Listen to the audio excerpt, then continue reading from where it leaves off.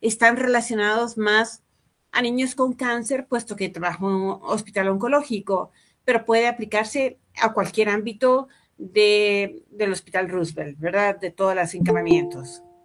Y a veces uno no sabe dónde ir y dice uno dónde voy, ¿verdad?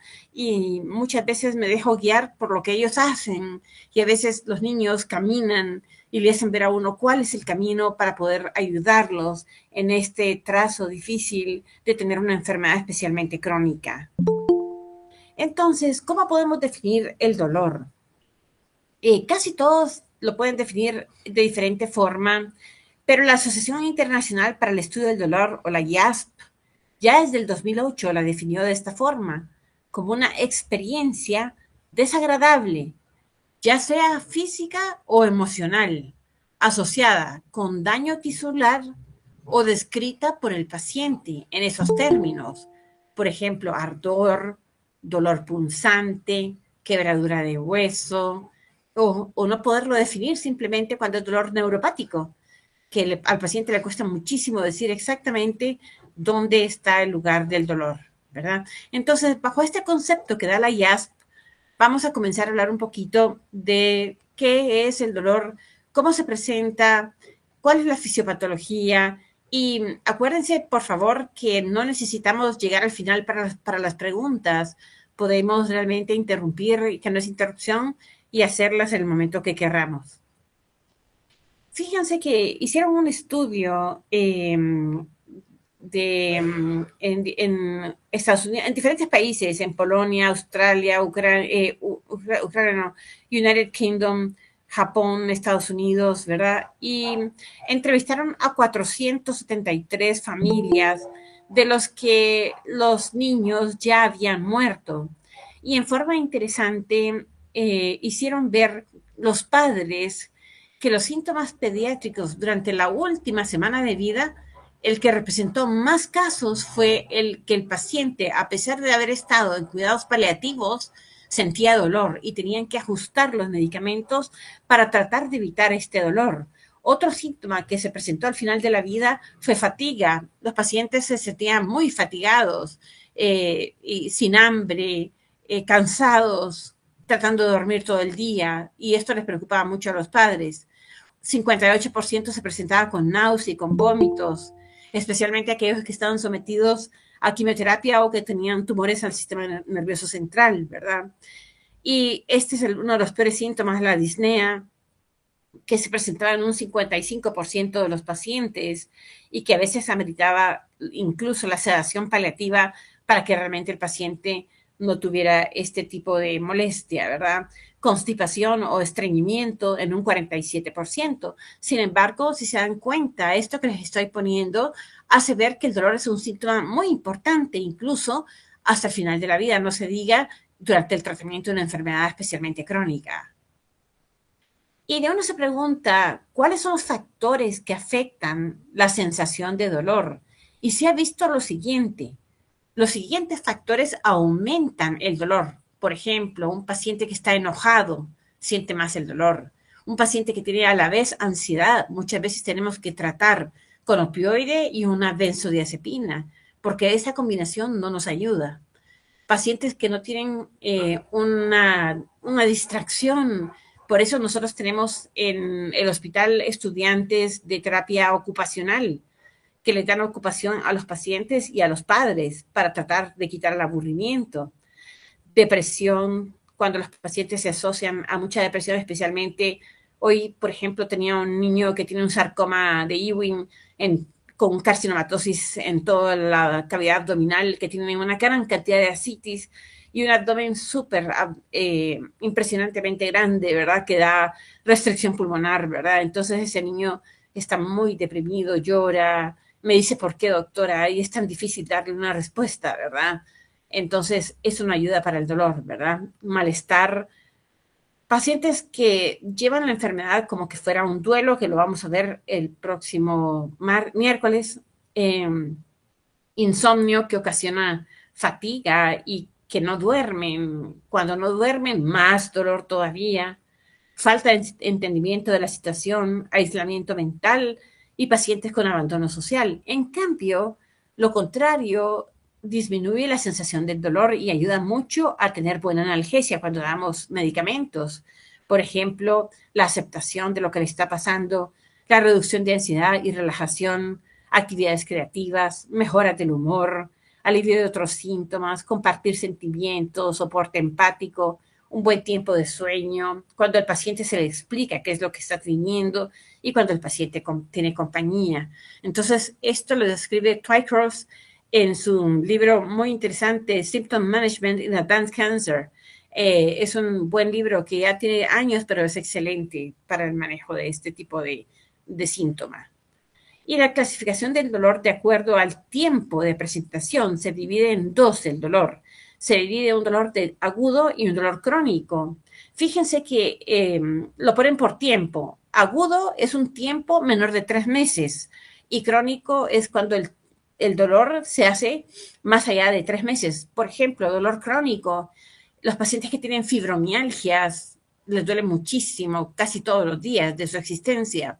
Pacientes con migraña que dejan de ir al colegio o a la escuela por presentar este tipo de dolores, ¿verdad?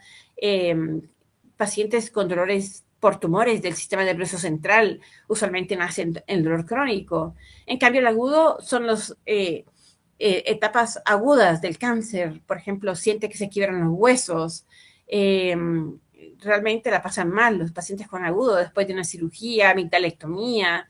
Uno dice amigdalectomía es algo sencillo, olvídense. Hay incluso estudios de amigdalectomía donde usan opioides para el tratamiento de dolor post-cirugía, ¿verdad? Entonces, en el agudo, el tiempo es transitorio. ¿Por qué? Porque uno sabe que se va a quitar. Dándole medicamento, va a quitarse el dolor. En cambio, en el crónico, el sentido de tiempo es negativo. Muy pocas veces positivo, ¿verdad? Porque siente que va a ser persistente y no va a lograr quitar el dolor, aunque le den lo que le den. El crónico es deprimido, ¿ya? En cambio, el agudo sí puede tener síntomas, puede tener cambios pupilares, puede tener sudoración, todo lo que es simpático, taquipnea, taquicardia, derivación de la sangre a las vísceras, a los músculos.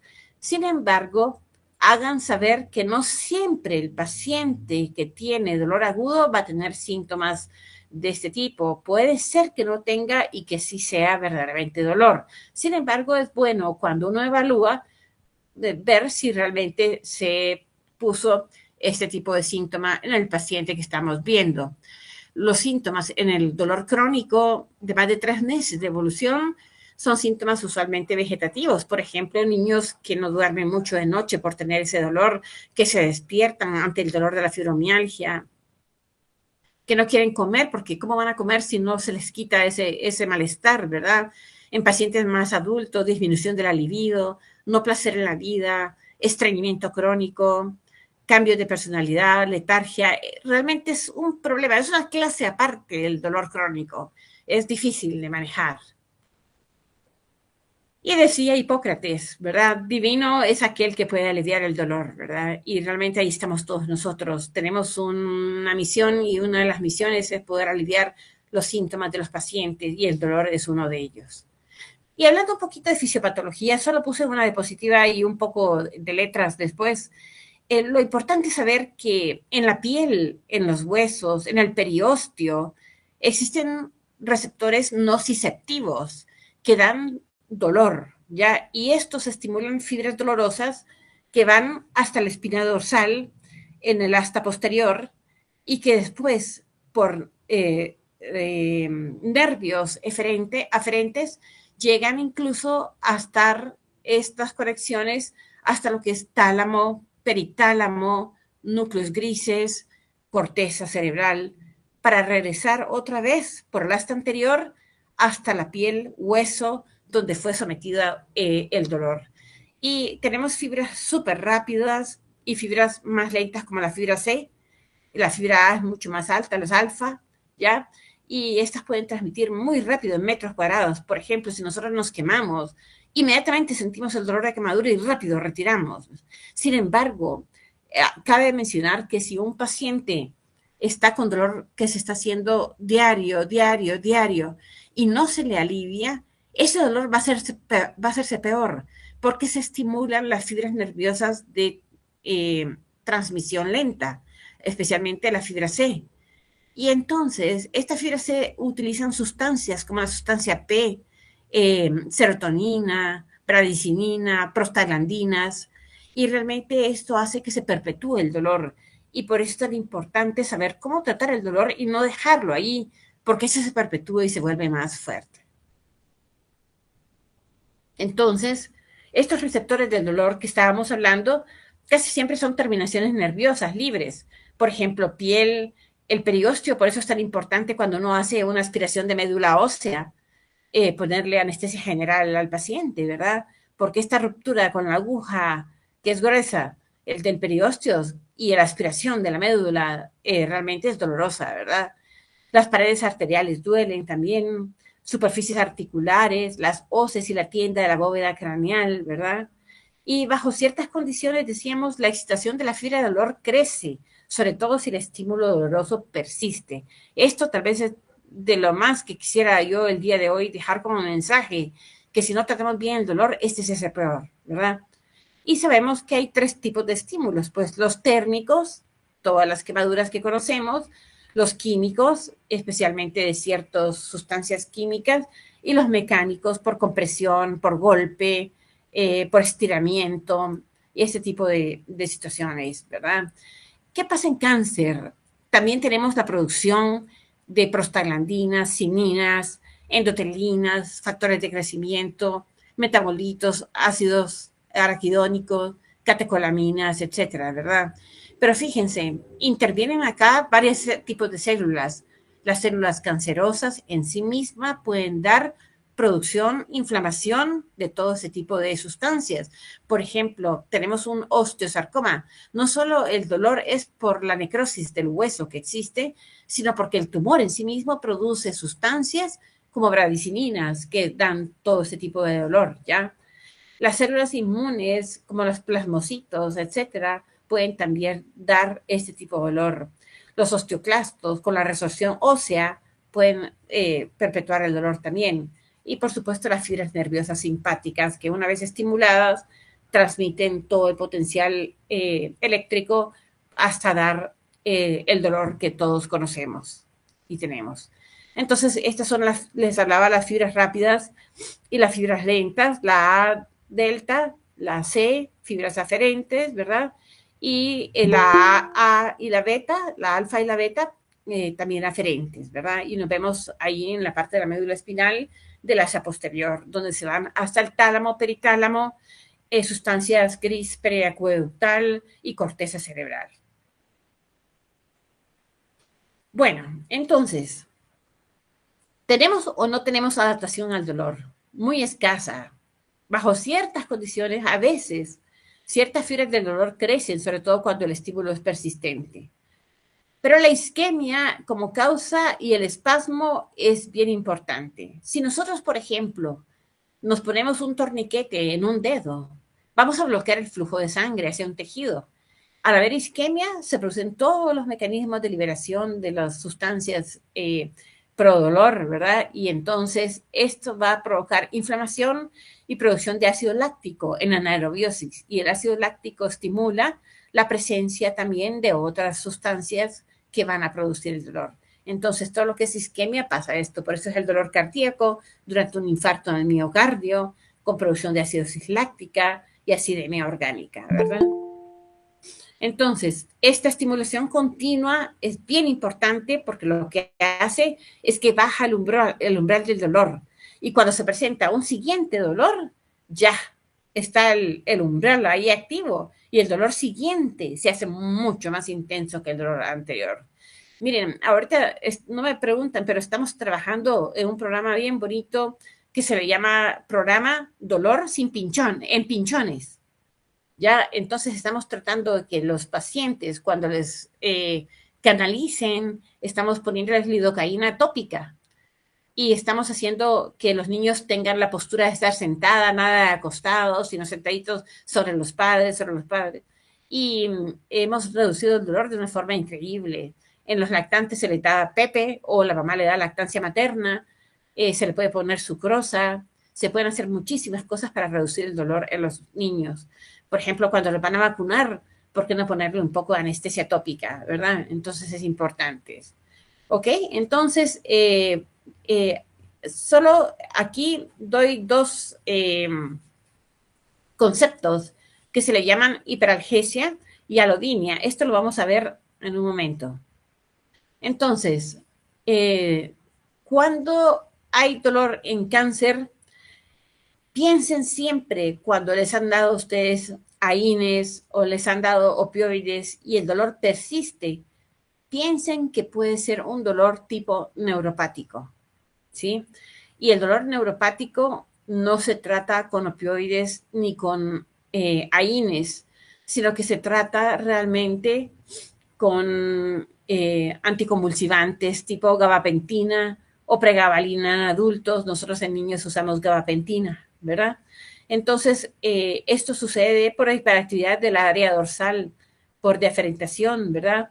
Porque se pierde la inhibición central del tálamo, porque recuérdense que llega un punto en que el tálamo dice, ya no hay dolor, porque si no seguiríamos con dolor inmenso, pero hay una inhibición central para que se quite el dolor, ¿verdad? Sin embargo, cuando hay dolor neuropático, se quita este mecanismo y entonces se generan impulsos ectópicos, activación simpática, cambio en actividad autonómica y persistencia del dolor. Entonces, siempre recuerden dolor neuropático. Digamos algo que yo les digo a los pacientes que van a ser amputados por osteosarcoma, que es que, por ejemplo, sería fantástico que unos 15 días antes de la cirugía ya les estemos dando su gabapentina, porque la gabapentina no comienza tan rápido el efecto.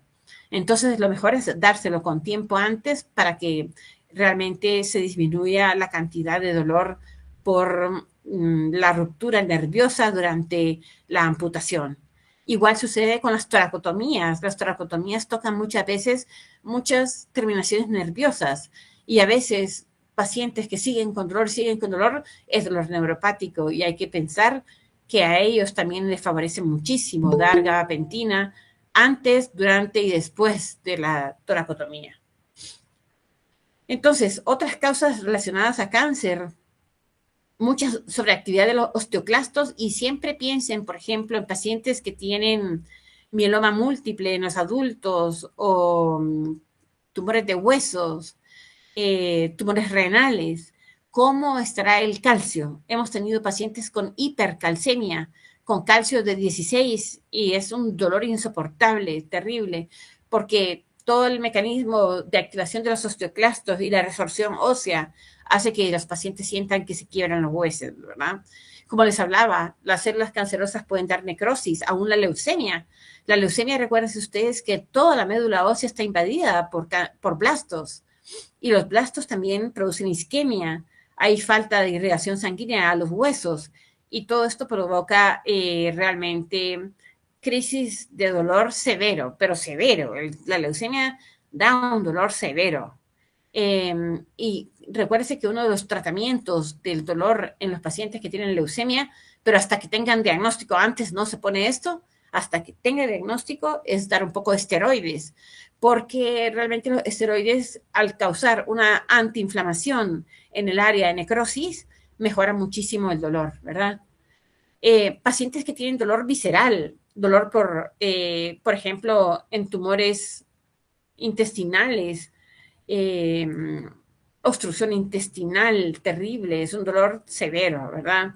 Ese es un dolor visceral que a veces se puede también inhibir un poco al dar medicamentos tipo relajantes músculo liso como el Sertal, buscapina, etcétera, ¿verdad? El dolor neuropático que ya hablamos o la presencia de un plexo comprimido en tumores de plexos solares, plexos solar no, plexos nerviosos tipo inguinales, por ejemplo, pacientes que tienen tumores a este nivel y que comprimen en plexos, es un dolor tremendo. Entonces, los dolores se dividen en dos. Primero fue agudo y crónico. Y ahora, según el mecanismo de dolor, es nociceptivo o neuropático. Neuropático, todo lo que es compresión nerviosa por el daño orgánico que hay, ya sea una compresión neuropática de un nervio periférico o un nervio central. Central podemos hablar compresión de la médula espinal. Por ejemplo, pacientes que tienen metástasis de un retinoblastoma hacia la médula espinal, dolores severos con parestesias, vejiga neurógena, estreñimiento severo, ¿verdad? Pacientes que tienen un sarcoma de Ewing con compresión de la médula espinal, tumores propios del sistema nervioso central, pacientes con tumores en tálamo, y los tumores peritalámicos o talámicos pueden estimular el centro de dolor y dar mucho dolor, ¿verdad? Y ya los nociceptivos, que ya los conocemos, son dos: somático, todo lo que duele al cuerpo, y visceral, todo lo que es relacionado con vísceras. Entonces, el proceso nociceptivo en sí, el dolor, es protector porque nos hace retirar el órgano, la extremidad, el lugar donde está el axón, ¿verdad? Entonces, esto nos lleva a transmisión del dolor por medio de transducción, conducción, transmisión, percepción y modulación. Son todos los mecanismos de transmisión del dolor. Y entonces podemos ver cómo, entonces, si el dolor es de multicausa y tenemos neuropático y nociceptivo, obviamente el tratamiento del dolor vamos a tener que hacerlo desde tratar la nocicepción con anestésicos locales, con AINES. Acuérdense que AINES es antiinflamatorio no esteroideo, o sea, ibuprofen, COX-2, acetaminofén o melubrina, que algunos dicen serán AINES o no, pero sí los ponen como AINES, ¿ya? Opioides, terapia física, cirugía. En la percepción del dolor podemos dar antiepilépticos como la gabapentina, opioides, antidepresivos, paracetamol, cirugía. En pacientes que tienen mucho sufrimiento, dar antidepresivos, especialmente en lo crónico, mucho antidepresivo en la fibromialgia, que les sirve no solo para tratar el dolor como en forma aguda, sino también para quitar la depresión crónica que tienen, ¿verdad? Y la espiritualidad. Y en todos los efectos de conducta, recuérdense trabajar con los niños de una manera simultánea. Cuando no es agudo, con psicoterapia. Todo dolor crónico tiene que tener una evaluación psicoterapeuta. No significa que ellos están mal, significa cómo llevar este dolor crónico con ellos. Entonces, les había puesto que habían varias definiciones que quisiera que ustedes los tengan en cuenta. Y una de ellas es alodinia. La alodinia la definen como un cambio en la cualidad del dolor. Por ejemplo, un estímulo que no debería ser doloroso se convierte en doloroso. Un ejemplo, un paciente con fibromialgia, préndanle ustedes en el carro el aire acondicionado frío y van a ver lo que significa ese dolor, ¿sí? Eso es alodinia, significa un estímulo que no debería ser doloroso se convierte en un dolor insoportable. Uno, por ejemplo, saludo a un niño, hola, y le toca un poco la piel, ¿qué tal? ¿Cómo estás? Y el dolor puede ser severo porque ese paciente tiene alodinia, todo está activo en él. Y el último se parece un poco a este que se llama hiperalgesia. Es también un aumento de la sensibilidad al dolor periférico central. Digamos, un dolor que si es dolor, lo perciben, pero lo perciben enorme. Por ejemplo, un pinchón se percibe súper enorme. Y cuando dice uno, no tendría que ser tanto dolor un pinchón, ¿verdad? Pero lo es. Eso se llama un poco hiperalgesia, ¿verdad? Y cuando es la causalgia, es el síndrome de dolor quemante, cuando un plexo solar está tomado después de una sección traumática, amputación, etcétera. Por ejemplo, el dolor tipo fantasma puede llegar a ser causalgia, porque el paciente, sin tener la pierna, le duele espantosamente y hemos tenido que utilizar en dolor fantasma opioides, morfina, para el dolor tan severo que pueden llegar a tener estos niños, pero lo que los termina de ayudar muchísimo es la gabapentina y la fisioterapia. Los terapistas físicos con sus ejercicios y el ponerles un espejo enfrente ayuda muchísimo a quitarles el dolor por dolor fantasma. Este concepto también quiero que lo aprendan y se le llama dolor episódico o irruptivo en español, como que no hay traducción, le pusieron episódico o irruptivo, pero en inglés es breakthrough pain, es como dolor, un dolor fuerte cuando hay tratamiento para el dolor. Miren lo que sucede acá. Tenemos las curvitas en la gráfica de dolor, ¿sí? Esas son pequeñas exacerbaciones de dolor. Y tenemos una línea recta, que se fijan ustedes, horizontal. Hasta ahí llega nuestros niveles medios de opioides, por ejemplo. Hasta ahí llega la morfina, hasta ahí llega. Pero de repente uno hace, le voy a poner un ejemplo, un paciente con toracotomía, está tranquilo, tiene su tratamiento para el dolor y de repente accesos de tos. Imagínense lo que siente el paciente con toracotomía, con tubos de intercostal, ¿sí? Con accesos de tos, ¿sí? A eso se le llama dolor irruptivo, ¿ya? Quiere decir que aunque ya tienen analgesia puesta, un dolor de ese tipo los deshace. Es un dolor severo. Por eso, cuando hay tratamiento, hay que poner tratamiento y rescates para el dolor irruptivo o breakthrough pain, ¿ya? Puede ser espontáneo o detonado debido a un ejercicio. Pacientes que, por ejemplo, tienen un tumor en la extremidad y tienen que caminar mucho para ir al hospital, cuando llegan están con un dolor severo, ¿verdad? Es exacerbado por el ejercicio, ¿ok? Si hay dudas, lo hablamos después. Y tenemos qué pasa con el dolor en los neonatos. Bueno, los neonatos pueden tener, con un dolor no bien tratado, el neonato puede tener efectos inmediatos o a largo plazo. Puede tener efectos tardíos, cognitivos y de aprendizaje al ser escolares. Se ha dicho que la administración de morfina en el neonato puede provocar hemorragia intraventricular, pero créame que eso no ha sido comprobado. Sin embargo, yo les podría decir que el dolor es mucho más riesgoso. Por eso el uso de fentanil en ellos, especialmente en el prematuro, los que están ventilados, realmente hacen bien para evitar traumas en el paciente cuando ya tenga una edad mayor. ¿Y qué les puede pasar a un niño o niña con un dolor maltratado? Tener estrés postraumático y tener realmente un trauma, ya que no crean en los sistemas, miedo con el próximo evento, como pasa cuando les ponen vacunas, cuando llegan la siguiente vez a la pediatría, es algo terrible, ¿verdad? Y impacto para la edad adulta en la forma que abordan el sufrimiento, enfermedad, etcétera. Y hay más sobre el dolor que su severidad. Es cierto, nosotros estamos como obligados a medir el dolor con escalas. Y para eso tenemos la escala de caritas tristes para que se les pueda enseñar a niños menores de 7 años. Pero usualmente en niños mayores de 7 años podemos utilizar la escala visual análoga, en donde uno le dice al nene, nene, 10 es el máximo de dolor. ¿Cuánto tienes tú? Yo tengo 8, doctora. Y le dicen a uno 8. Uno le dice 9, otros le dicen 10, otros le dicen más de 10. Esto nos sirve mucho para tener un acceso al tratamiento. Entonces, algunos dicen que en la carita de signos vitales debería de ir estas escalas para que sea un signo vital más en la evaluación del dolor. Y Frida Kahlo, quien la conoce, sus pinturas bellísimas, tenía dolores espantosos con el accidente que tuvo, ¿verdad?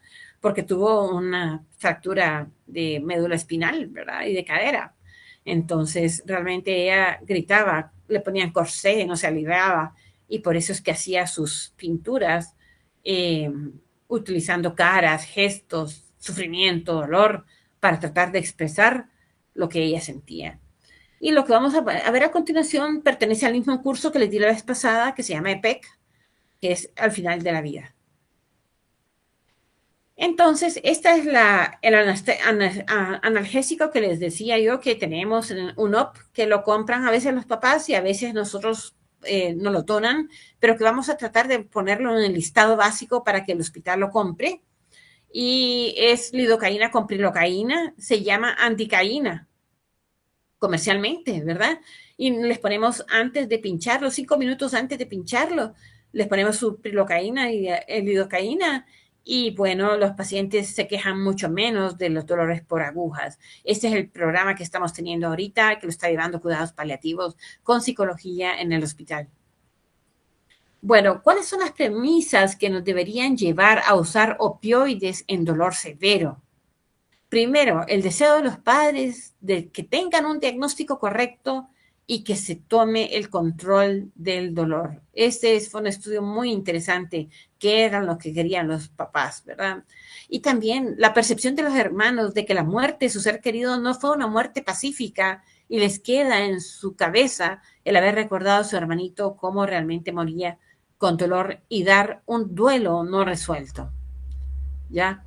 Esto nos ayuda a entender esto. Entonces, OMS ha hecho el tratamiento del dolor utilizando la escalera analgésica. Sin embargo, en las últimas revisiones pone 2 escalones, de lo cual yo no estoy de acuerdo. Y muchos especialistas criticaron y ahorita la OMS está volviendo a los 3 escalones. Les voy a poner en principio los 2 primeros y luego nos vamos a ir al tercero para que lo veamos. En el primer escalón, el dolor se trata especialmente con AINES, tipo ibuprofeno, acetaminofén, inhibidor del COX-2 como el celecoxib, eh, diferentes analgésicos, dexketoprofeno, etcétera, ¿verdad? Este es el primer escalón. Por ejemplo, dosis de diclofenaco, ibuprofeno, naproxeno, ketorolaco, dipirona. Idealmente no se usan mayor de 5 días, pero se puede poner desde oral, rectal, intravenoso, depende de la vía que estamos teniendo. Y hay dosis en pediatría, hay estudios en pediatría y en bebés, en menores de 1 año, pues no se usa mucho esto.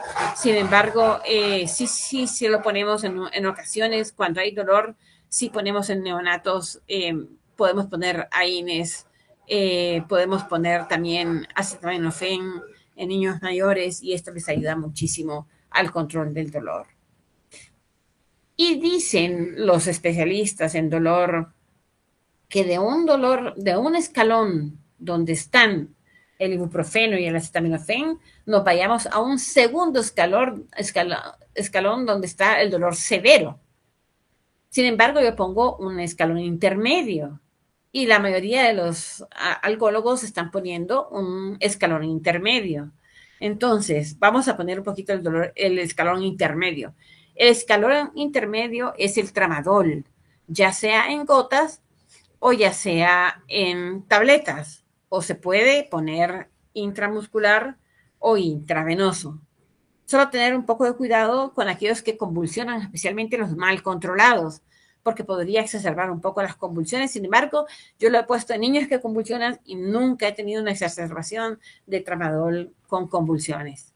Tratar de usar lo menos posible codeína e hidrocodona. Nosotros utilizamos codeína solo en los accesos de tos por osteosarcoma con metástasis a pulmones, pero realmente como analgésico nunca lo uso la codeína. ¿Ok? Sí uso el tramadol.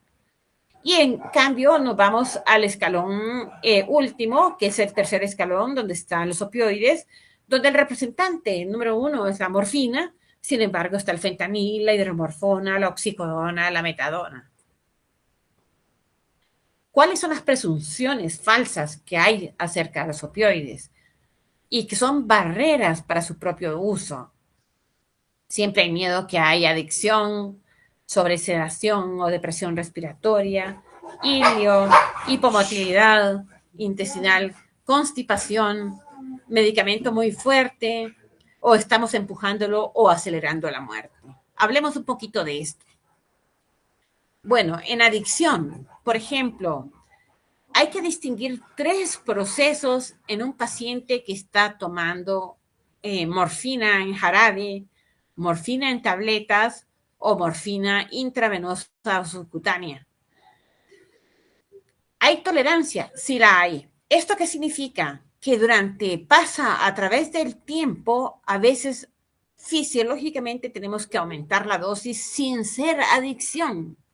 Esto es tolerancia, esto es normal aumentar la dosis. Por ejemplo, llegan los pacientes que se ponen opioide, morfina en casa, que les doy receta para llevarlo a casa, y se la ponen subcutánea, los papás se la ponen, y los papás me dicen, doctora, la dosis de 3 miligramos subcutánea no le está haciendo. Ok, aumentémosle a 4 miligramos, vámonos para arriba, ¿verdad? Es tolerancia. Abstinencia, muchísima abstinencia. Voy a ponerles una diapositiva de cómo bajar al opioide cuando vamos a destetarlo, ¿sí? Adicción. Se ha visto adicción cuando hay un uso de opioides de más de 6 meses de tratamiento. No hay adicción. Ahora bien, si les gusta a los niños, claro que les gusta, definitivamente, les alivia el dolor. Y si les alivia el dolor, quieren más de plano. Tenemos que ser entonces nosotros un poco listos como para, por ejemplo, averiguar si el paciente está teniendo demasiado gusto por la morfina sin que sea esta adicción. Pero nunca poner placebo, ¿verdad? Eso no da con nosotros. Eso no es de médicos, poner placebos, ¿ok? Bueno, se habla de sobresedación, sí. La morfina puede sobresedar, sin embargo, no es el mecanismo analgésico, la sedación. Muchas veces el niño se duerme porque está agotado del dolor y ustedes le ponen el opioide e inmediatamente puede dormir. Sin embargo, sí, sí puede sedar, ¿ya? Entonces, por ejemplo, en los pacientes que están con, por ejemplo, una cirugía, y vienen post-anestesia y ustedes le van a poner una bomba de infusión continua de morfina, entonces es importante ver cuánto satura y cuántas respiraciones tiene por minuto. Por ejemplo, después de una anestesia, el paciente llega a un cuarto y está respirando 8 a 10 veces por minuto, no le pondría opioides, ¿ya? Porque el opioide sí puede bajar un poco la frecuencia respiratoria y entonces exacerbar lo que está pasando con el paciente con la anestesia. Entonces, ¿puede haber hipomotilidad gastrointestinal? Siempre, siempre. Esto sí es una verdadera barrera. Entonces, cuando nosotros damos receta de oxicodona, metadona, por ejemplo, tenemos ya que estar seguros que a la vez vamos a estar dando regímenes intestinales que se llaman push and mosh, empujar y hacerlo mosh. Mosh, por ejemplo, puede ser la lactulosa con empujar un poco y también puede ser la combinación de cenócido, Cenax, muy buen analgésico, leche de magnesia también, ¿ok? Las dosis bajas de naloxona en infusión continua pueden revertir un taponamiento por estreñimiento severo por el uso de opioides, ¿ya? A mí me gusta mucho la combinación de Cenax con lactulosa, no son tan caros. Y en el hospital tenemos, ¿verdad? Bueno, entonces, ¿nos estamos dándonos por vencidos? No. El uso de opioides no significa que nos estamos dando por vencidos. Solamente estamos tratando el dolor agudo severo. El dolor que es severo, el tratamiento es opioides. No es AINES, no es tramadol. El severo es opioides. En múltiples estudios ha mostrado que los pacientes manejados con opioides tienen mucho mejor calidad de vida y viven tanto o más que los pacientes que no tienen tratamiento con este tipo de medicamentos. ¿Cómo se dan los opioides o los analgésicos en sí?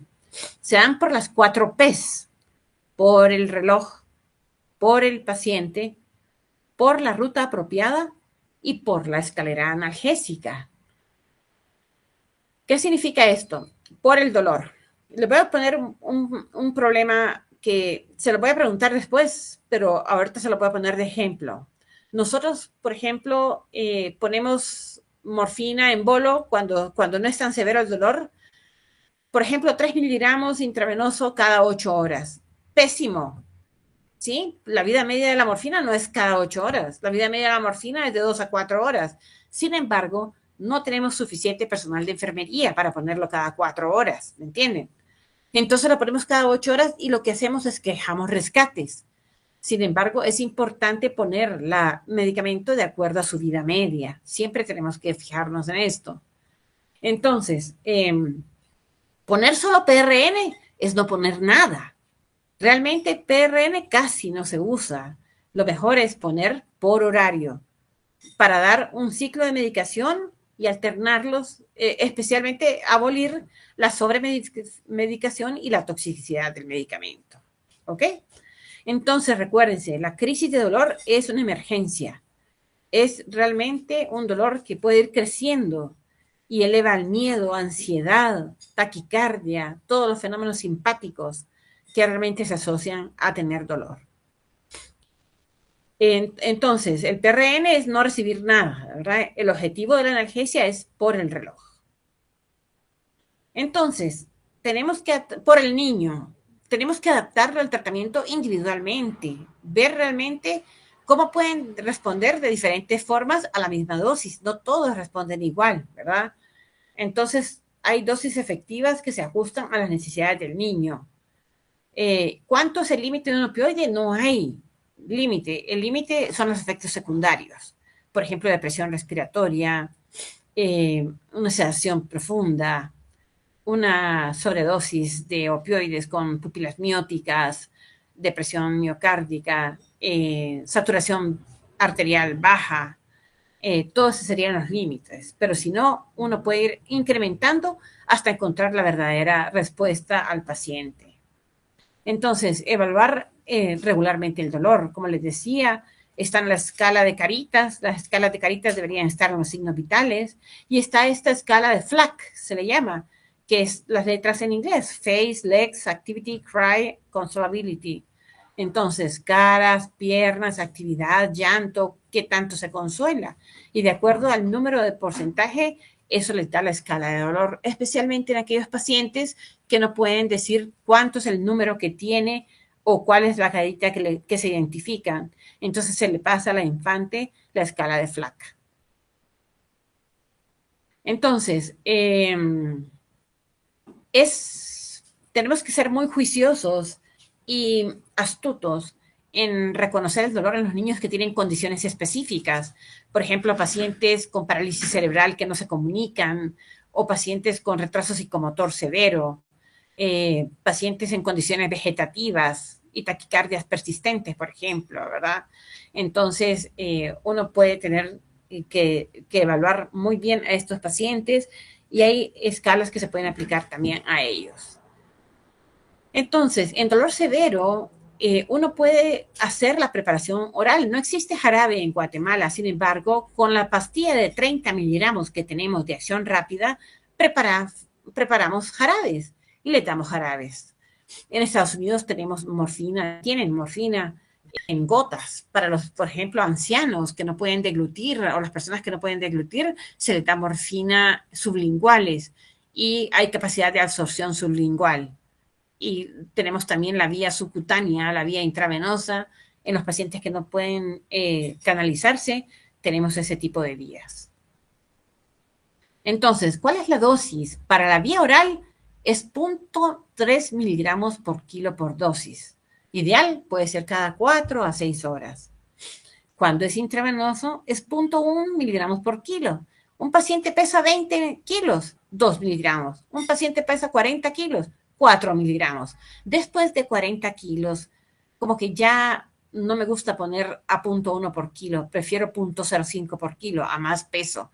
Un paciente con sobrepeso, obesidad, puede ser menor la dosis que le pongamos de opioides, y ver la respuesta para ver cómo le da, para evitar que, por ejemplo, una dosis muy alta le pueda dar depresión respiratoria.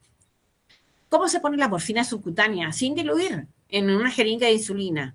Un cc de morfina son 10 miligramos. Le vamos a poner 3 miligramos hasta el número 3 de la insulina, 30 de la insulina. Ahí van los numeritos, y las enfermeras son expertas en esto y les pueden enseñar a los pacientes. ¿Cómo ponemos la infusión continua de morfina? ¿Cuándo? Cuando los pacientes tienen dolor severo que no se quitan aún con rescates. Entonces le ponemos infusión continua. Nosotros tenemos la ventaja en el hospital de tener las bombas autocontroladas por paciente. Estos pacientes se hacen push y la bomba se dispara con dosis micro de opioides. Y el paciente puede darse hasta 20 rescates en una hora, que tienen un límite de dar, que no le va a dar la máquina cuando ya se pase ese límite. Siempre hay protección, ¿sí? No crean que se puede dar cuantas veces quieren, hay protección, ¿verdad? Entonces, realmente, a veces los hospitales públicos no tienen porque no conocen que existen, y a veces pidiéndolo a los directores puede ser que haya posibilidad de compras de este tipo de bombas, que son iguales que las bombas de infusión continua, solo que estos son PCA, que es Patient Control, Autocontrol. ¿verdad? El tramal oral puede ser oral, intravenoso, y tratemos de no usar demerol o meperidina.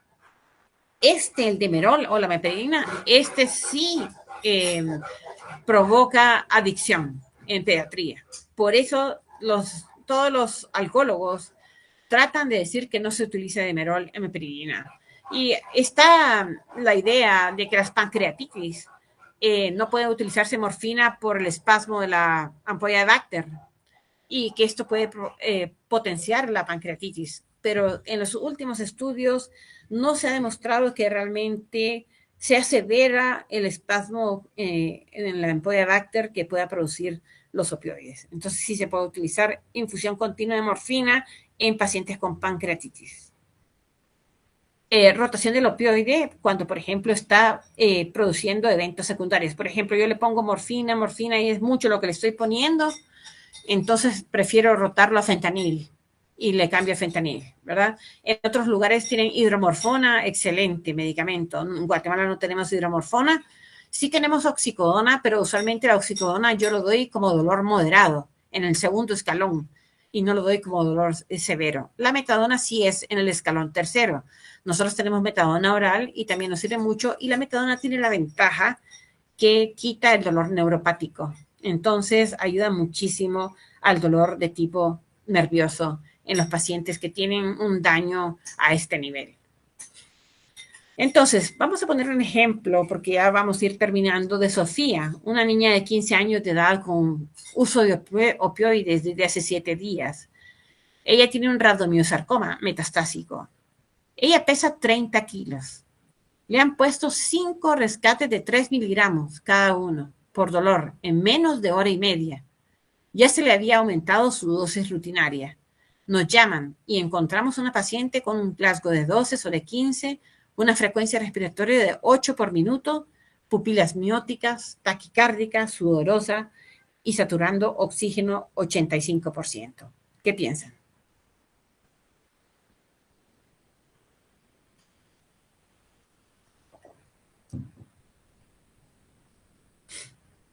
Como no las veo, ustedes pueden tomar el micrófono.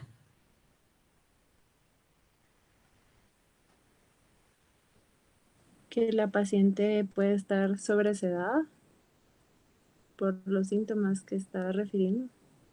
Muy bien, está sobresedada, correcto. Y lo que correspondería ahí, muchas gracias, es rotar pararlo en ese momento, quitarlo, dejarla que se despierte, ya no poner más.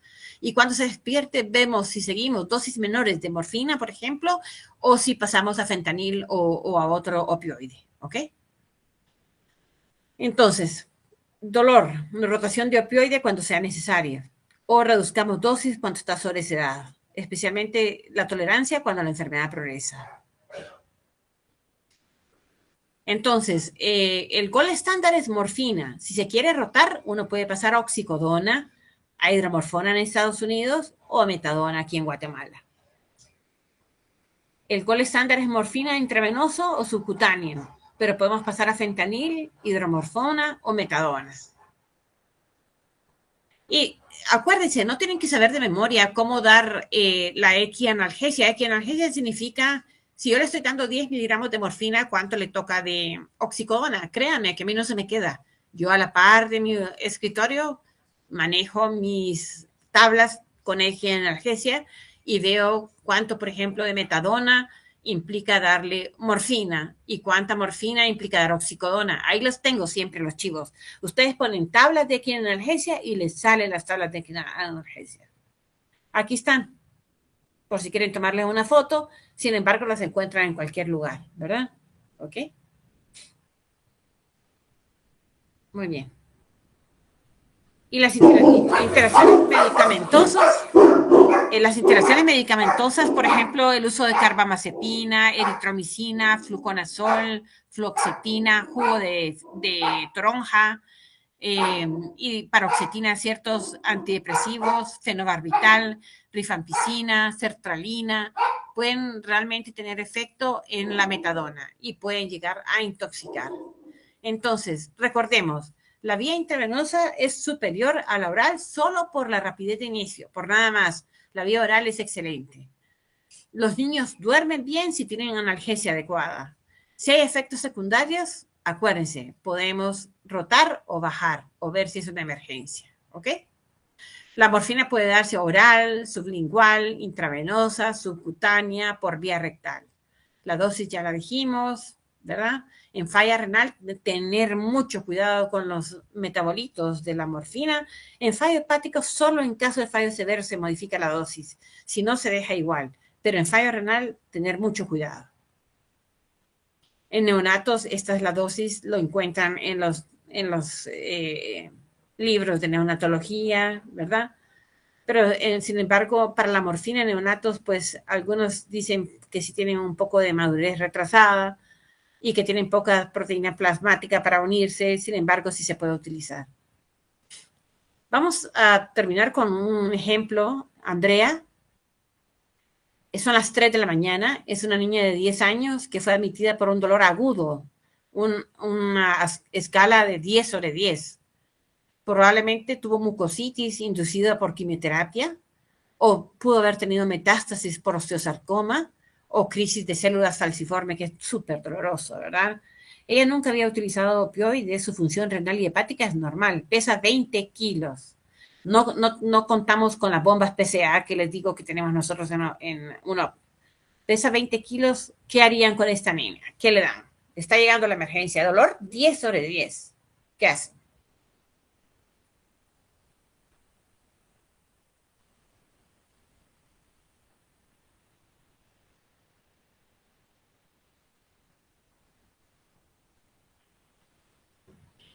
Tal vez darle una dosis de rescate. Ahí sería, digamos, dosis normal. Muy bien. ¿Cuánto le darías? ¿Pesa 20? ¿0.1 por kilo? Ajá, a punto. Ahí sí podríamos darle a punto uno todavía, ¿verdad? Porque pesa menos Sí, de punto 40. uno por kilo, perfectamente. ¿Cuánto le darías entonces? 2 miligramos. ¿Sí? 20 por punto uno, 2. 2 miligramos. ¿Ven qué fácil? Pesar a 30, 3 miligramos. Pesa 40, 4 miligramos. Ahí, y después ya vamos viendo si nos atrevemos a dar 5 o no. ¿Ok? 20, le damos 2 miligramos. Ok, ¿qué pasa con Andrea? Veamos. Le dan acción rápida. Algunos deciden darle oral, ok. Algunos le dan vía intravenosa. Acuérdense que la vía oral es 0.3 por kilo. La vía intravenosa es 0.1 por kilo. Le dan 2 miligramos cada 4 horas, que es la dosis de la vida media. En total, cada 4 horas, a 2 miligramos, son 6 por 2. 6 dosis que le vas a dar en el día, 12 miligramos le estamos dando al día. ¿Cómo calculamos los rescates? ¿Qué significa rescates? Significa a la dosis horaria le da un dolor fuera de esa dosis horaria y hay que rescatarlos. Se calcula con un décimo de la dosis diaria. Por ejemplo, a Andrea le dimos 2 miligramos 6 veces en el día. O sea, le dimos 12 miligramos en un día. Entonces, ¿cuál es la décima parte de 12? 1.2. Quiere decir que el rescate a Andrea se lo vamos a dar así. Vamos a poner 2 miligramos cada 4 horas de morfina y rescates de 1.2. ¿Ya? ¿De acuerdo? Y entonces, si la escala de dolor es mayor de 3 y no existen signos de sobresedación, podemos seguir aumentando. ¿Ok? A las 3 de la mañana le pusieron 2 miligramos. A las 4 de la mañana le pusieron rescate 1.2. A las 5 de la mañana otro rescate de 1.2. A las 6 de la mañana otro rescate de 1.2. Ahora ya le toca la dosis de 2 otra vez. Entonces, después de eso ya le ponen 2. Pero ¿cómo incrementarías la dosis? No la vamos a poner cada hora a esa pobre niña. Si le estamos poniendo cada hora, es que algo sucede, no le estamos aliviando el dolor. Entonces le aumentamos la dosis, aumentándole así. Regla del 50%. Ejemplo, le estamos dando 3 miligramos intravenosos cada 4 horas. Perdón, le estábamos dando 2 miligramos. El 50% es 3. porque el 50% de 2 es 1. 2 más 1, 3 miligramos. Entonces le aumenté a 3 miligramos cada 4 horas. Si le vamos a aumentar el 50% de 3, es 1.5. 4.5 miligramos cada 4 horas. Y así nos vamos aumentándole poco a poco hasta llegar a la dosis que Andrea necesita. ¿Ok? ¿Cómo destetar a los opioides? Si ha tenido opioide 3 a 5 días, destetar 33% de la dosis diaria. Si ha tenido más de 5 a 7 días, disminuye a un 10%. ¿Por qué? Hay que ir bien despacito bajando la dosis de opioides, porque el destete rápido, una crisis terrible.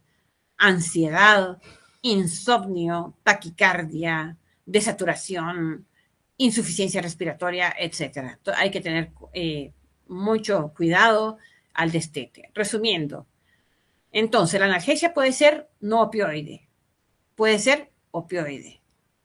Recuerden los principios de la OMS, por el reloj, para el niño, por la ruta apropiada, por la escala analgésica de la OMS. Terapias integrativas, masaje, calor, frío, respiración, retroalimentación, hipnosis, etcétera. Todo esto ayuda. ¿Y cuáles son los ayudantes? Antidepresivos, antiespasmódicos, benzodiazepinas, corticosteroides, relajantes musculares, bloqueadores de los receptores HNMA como ketamina, dexmetomidina, anestesias regionales, epidurales, intratecales, bloqueos neurolíticos, opioides intraventriculares, hasta cordotomías cervicales percutáneas cuando el dolor se hace insoportable y especialmente localizado en una extremidad. Y para terminar, si pudiéramos proteger al acantilado de las tormentas y el mar, no podríamos ver la belleza de sus riscos. Entonces recordar, es duro lo que viven los niños con dolor y nosotros tenemos la responsabilidad de saberlos tratar. Cualquier pregunta estoy a la orden. Gracias. Doctor, una consulta, ¿cómo calculó el 1.2 del rescate? Muy bien, ahorita. Ok, entonces, nosotros llega una paciente a la emergencia, pesa 40 kilos, ¿sí? Le vamos a dar 0.1 por kilo, 4 miligramos. Como les decía yo, en UNOP no tengo suficiente enfermería, entonces se los pongo cada 8 horas, pero la vida media es súper corta. Entonces se dice que el rescate es dependiendo de cuánto le da uno en un día. A esta niña, cada 8 horas significa que le di 3 veces en el día, 4 miligramos. O sea, 4 por 3, le di 12 miligramos al día. Y le doy de esas el 10%. ¿Cuánto es el 10% de 12? 1.2. ¿Qué fue lo que hicieron con Andrea? A Andrea le dieron 2 miligramos cada 4 horas. O sea, en un día le dieron 2 miligramos 6 veces en un día. 6 por 2, 12. El 10% de 12, 1.2 es el rescate. O sea que el rescate es el 10% de la dosis que se usó el día anterior.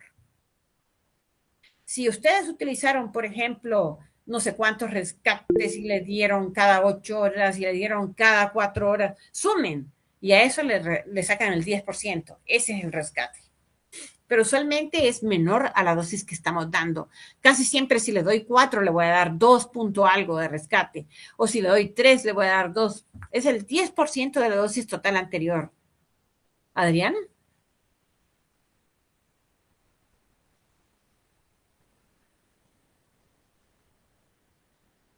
Digamos en el caso de Andrea, si en dado caso yo ya llegué como a la dosis tope y aún tiene dolor, o sea, la traslapo a otro medicamento o... Sí.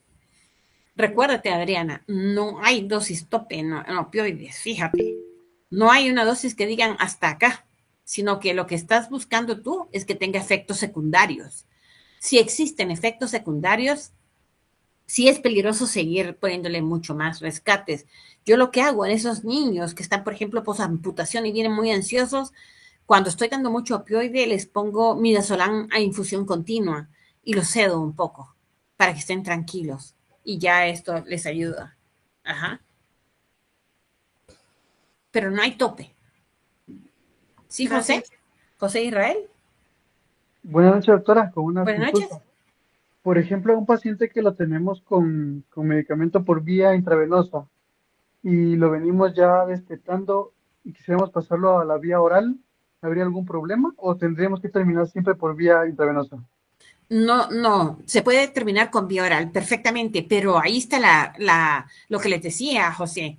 Les decía que tenían que ver las escalas equianalgesia, se llama eso, y te dice 10 miligramos de morfina son 30 miligramos de vía oral, ¿ya?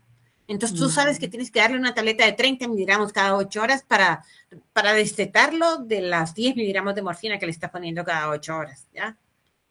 Entonces, hay Ok. equianalgesias, hay tablas ahí que les decía que tomaran fotos, pero en cualquier lugar lo encuentran las tablas de equianalgesia.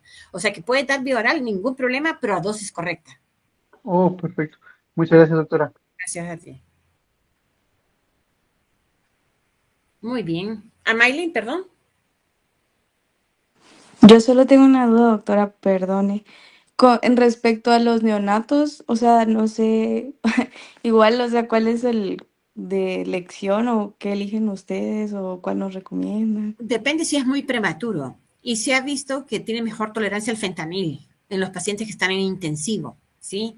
Que van a ser sometidos a ventilación mecánica, que van a ser sometidos a pinchones, arterias, exsanguinos, eh, que tienen distrés respiratorio, etcétera, ¿verdad? Entonces, se utiliza usualmente el fentanil, pero la morfina sí se puede utilizar. Pero se ha visto que neonatos no tienen tanto metabolismo adecuado para la morfina. El fentanil es más adecuado para ellos. Ok, muchas gracias. Gracias. ¿Ashley? Doctora, otra preguntita. Fíjese que por lo menos en lo que nosotros estuvimos del lado de la pediatría, tuvimos como 3 pacientes bueno, uno fue con leucemia, el otro tenía un radomiosarcoma, y pues en lo que se hacía diagnóstico y en lo que había espacio para trasladárselos, pues ellos sufrían de mucho dolor. El problema es que nosotros no tenemos así como tan accesible la morfina y porque pues esos medicamentos tienen que ser autorizados por ejemplo, por cuidados paliativos, pero el problema del hospital es que solo cuidados paliativos para adultos tiene. Entonces, no sé qué recomendaciones nos daría como Sí, sería para... ideal que se luchara por conseguir la apertura para el uso de opioides por ustedes, sabiendo que pueden utilizar la receta especial para hacerlo, o sea, que haya una responsabilidad en el uso, ¿verdad? Y que esté bajo llave controlada por la jefa de enfermeras, por ejemplo. Pero se puede hablar con el director para que se quite esta restricción, ya que el paliativista no está 24 horas al día, ¿verdad? Y esto es importante. Mientras tienen morfina, acuérdense que pueden utilizar opioides leves como el tramadol y utilizar la combinación de tramadol junto con AINES, por ejemplo, diclofenaco, ibuprofeno, PO, puede ayudarlos. El problema es cuando tienen plaquetas bajas, ¿verdad? Entonces, aquí sí está un poco más problemático utilizar AINES. Ahí se puede poner, si tienen acetaminofén intravenoso, nosotros tenemos paracetamol intravenoso, entonces también lo utilizamos, o melurina junto con la tramadol. ¿Ok? Gracias. Gracias.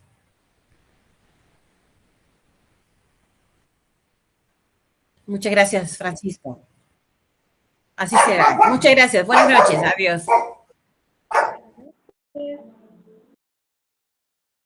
Buenas noches, Buenas doctor. noches, doctor. Buenas noches. Buenas Gracias, doctor. noches.